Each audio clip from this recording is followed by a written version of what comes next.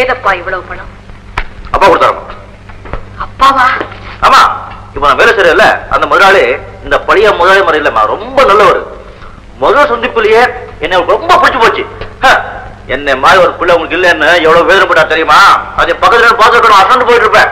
அது மட்டும் இல்லம்மா, நான் வீட்டுக்கு போயிட்டு வரேன்னு சொல்லி அவரை காய் கட்டி கொண்டதும் 2 கையாலையும் என்ன அப்படியே கட்டி பிடிச்சு உன்னை பிரிகிறது என் பிள்ளைய பிரியற மாதிரி இருக்குன்னு கதறி கதறி அழுத்தாரம்மா.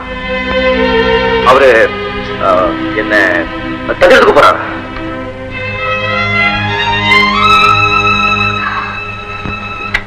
அண்ணிமா, உங்களுக்கு அடிச்சது யோகம்.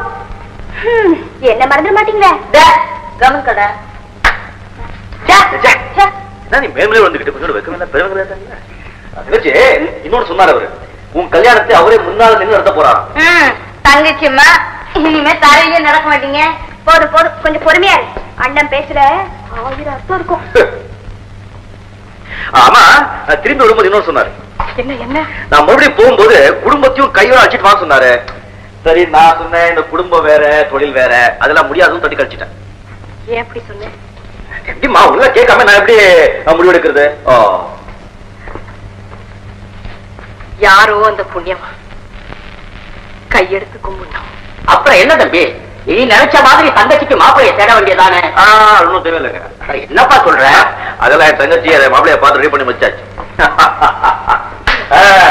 பாரு, காதலை பத்தி அம்மா கிட்ட எல்லாத்தையும் சொல்லு.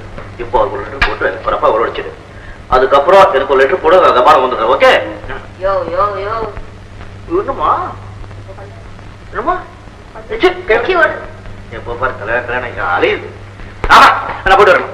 என்னப்பா இது வந்ததும் வராதுமா புறப்படுறேங்க? நான் அப்பவே சொன்னேன், எங்க அப்பா என்ன கையோட வர சொல்லிருக்காங்க. ஒவ்வொரு நிமிஷமும் எனக்காக எதிர்பார்த்து பாருங்க. வரேமா?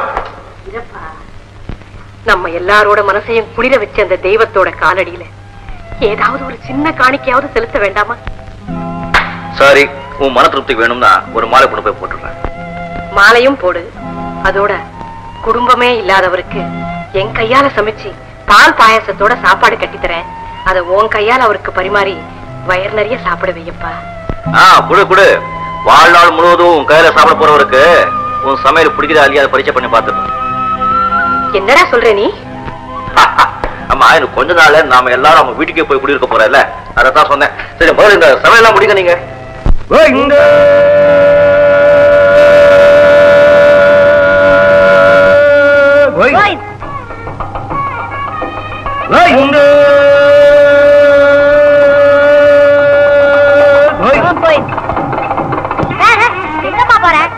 இங்க போடுமா? எப்படி போற? இங்க வடிக்கிறதுக்கு வீட்டுக்கு எடுத்துட்டு போறியா? திருப்பதி வெங்கடேஷ் பெருமாள் இந்த பெரிய வருது. போடுமா? அப்படிதான். இதுல போடுங்க, போடுங்க போடுங்க போடுங்க. அந்த ஐயா வராரு, ஐயா கிட்ட கொடுங்க. இதுல போட்டுமா? அதுல போட்டு. கோவிந்த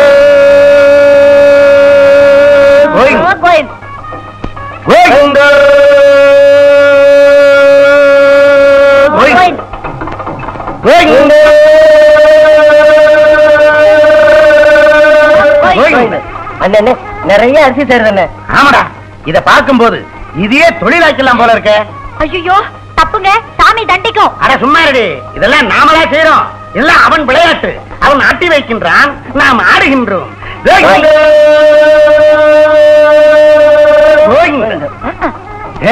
இனிமே பச்சரிசி புழுங்கரிசி 5008 5018 எல்லாத்தையும் பிரிச்சு வாங்கணும்டா. எதுக்குன்னு? கலந்து வாங்கினா விற்க முடியாதுடா.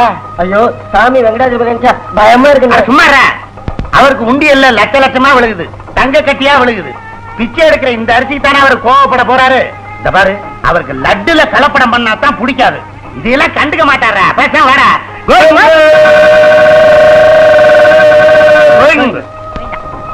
அது என்னமா இருக்கு? அதுல போடுங்க. அதுமா 5018 இதுல போடுங்க. இது என்னமா இருக்கு? இதுல போட்டுருங்க. அதுமா இட்லி அரிசி அதுல போடுங்க.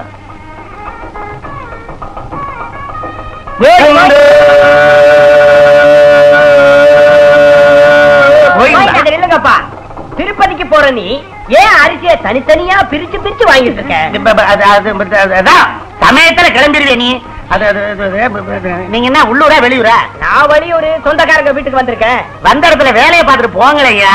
இதெல்லாம் ஒரு வேண்டுதல். இது என்ன புது மாதிரியான வேண்டுதல்? எந்த தெருவிலையும் கேட்காத கேள்வியை கேட்கிறியா ஐயா? அதாவது எல்லா வீட்டு அரிசியும் மொத்தமா கொண்டு போய் போட்டா கடவுள் புண்ணியத்தை மொத்தமா அனுப்பிச்சிருவாரு. பிரிச்சு எடுத்துக்கும் போது நீங்க அடிச்சுக்குவீங்க. தனித்தனியா போட்டா புண்ணியம் உங்க வீட்டுக்கே வந்து சேரும். ஒவ்வொரு அரிசியிலையும் ஒவ்வொருத்தர் பேர் இருக்குன்னு பெரியவங்க சொல்லியிருக்காங்க. ஓ வீட்டு அரிசியில உன் பேர் இருக்கான்னு போய் பாரு. இப்பவே போய் பாக்குறேன்.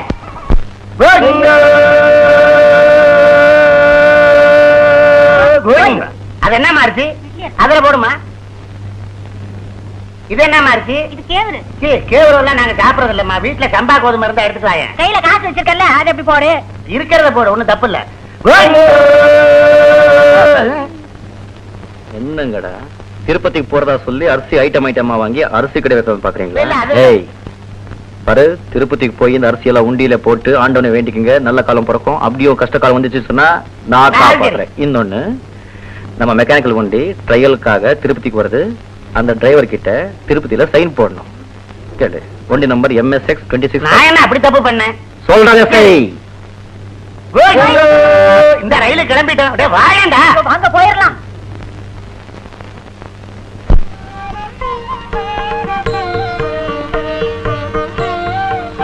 பொண்ணு அழைச்சிட்டு வர சொல்லுங்க. ராணி,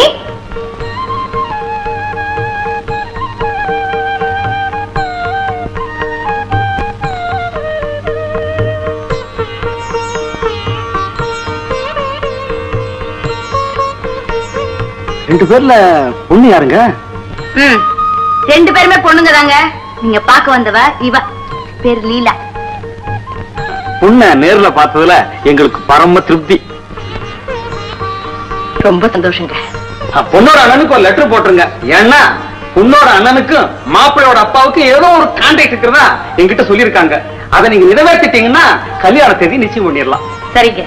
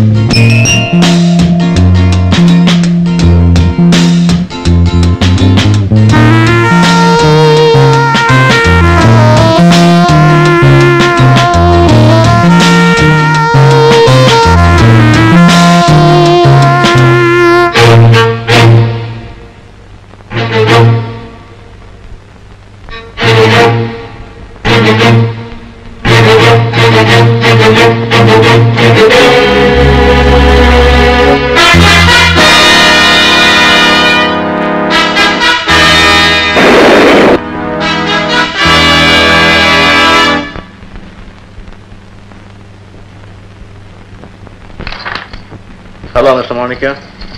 எப்படி உங்க கையில் வந்தது? வர வேண்டிய நேரம் வந்துருச்சு. ரோஹி,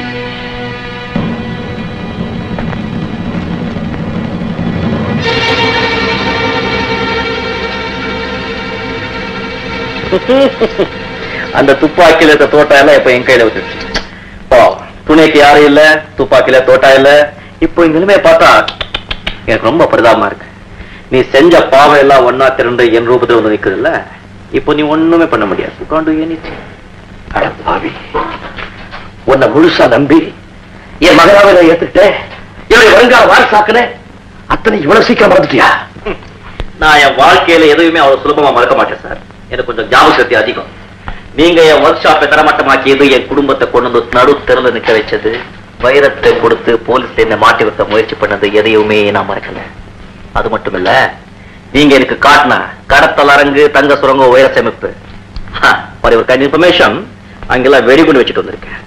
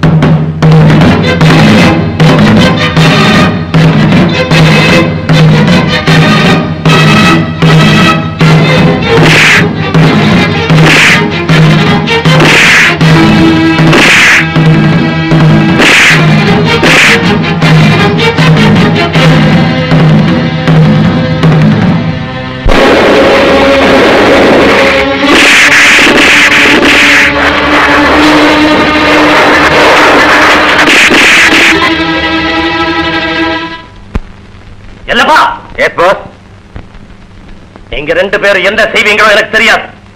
அந்த ராஜா பையன் காலில் வந்து வேணும். ஓகே.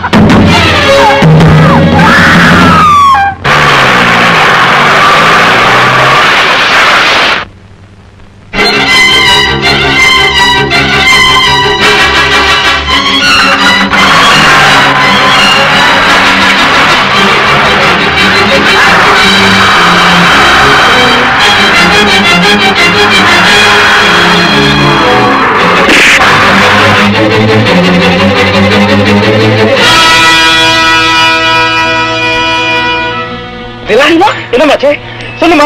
என்னமாச்சு லீலா? என்ன செஞ்சது? அண்ணா என்ன என்ன எல்லப்ப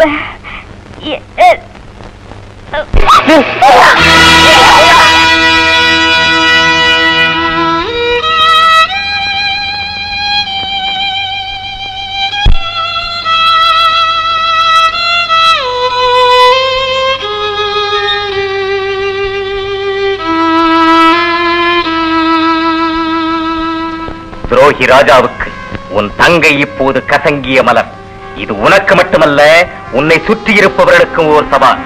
இன்று மாலை 6 மணிக்குள் மலை பங்களாவுக்கு வந்து எங்கள் வாசிடம் சரணடையாவிட்டால் இந்த பேட்டையில் இருக்கும் ஒவ்வொரு கன்னிப் பெண்ணுக்கும் இதே கதிதான் ஏற்படும்.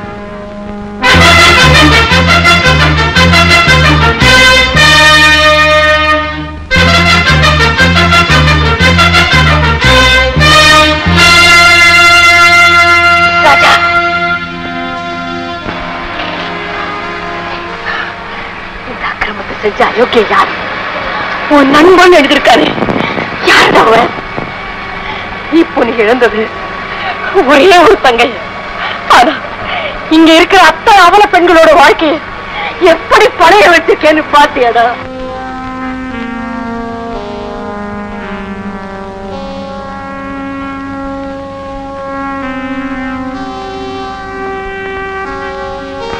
ஏண்டா பேசாம இருக்க?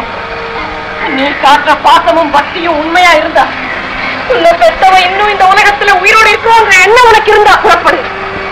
இந்த கொடுமையை செஞ்சதை கொலையாக பழிக்கு பழிவாங்க.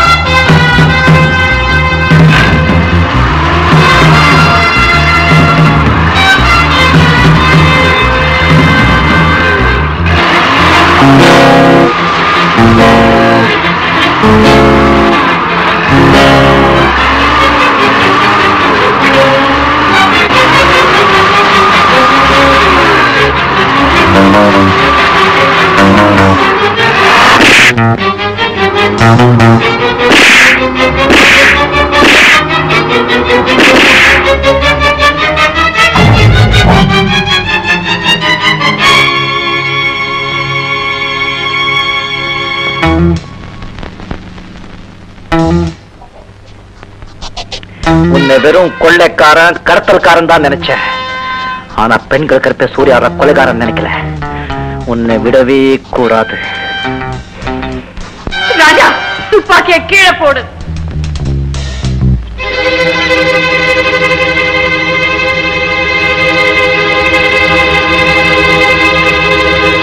அம்மா, நீதானம்மா சொன்னேன் லீலாவை நாசமாக்கவங்களை கொன்னு கொளித்தோண்டி பொறிச்சிட்டு வா, அப்போதான் என் வயிறு குளிரும். அப்போ நான் தாண்டா சொன்னேன். ஆனா நான் சொன்னது எவ்வளவு பெரிய தப்புன்னு இப்பதாண்டா எனக்கு புரியுது.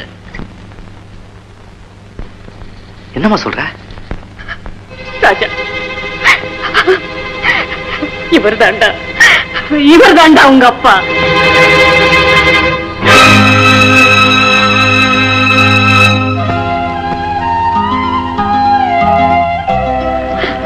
ராஜா, நான் செய்த குற்றங்களுக்கு மன்னிப்பே கிடையாது. தண்டனை அனுபவிச்சு தான் தீரணும். உன்னை பழி வாங்கணுன்றதுக்காக எல்லப்பனை நான் அனுப்பிச்சேன்.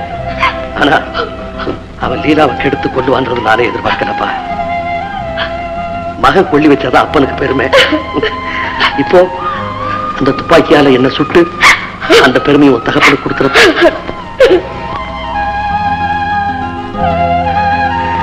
அப்பா, ராஜா, அப்பா, அப்பா, ராஜா, ராஜா, போய் சொல்லு. திறந்துறது பிறகு எதுக்கு அப்ப தப்பணும்? சட்டத்துக்கு மதிப்பே தண்டனை அனுபவிக்கிறதா?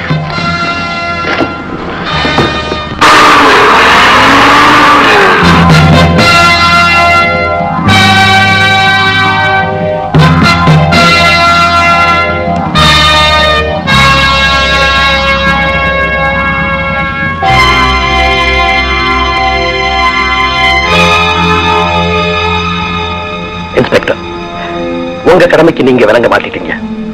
என் கடமைக்கு நான் ஒரு பூ விளங்க மாட்டணும். அனுமதிப்பீங்களா?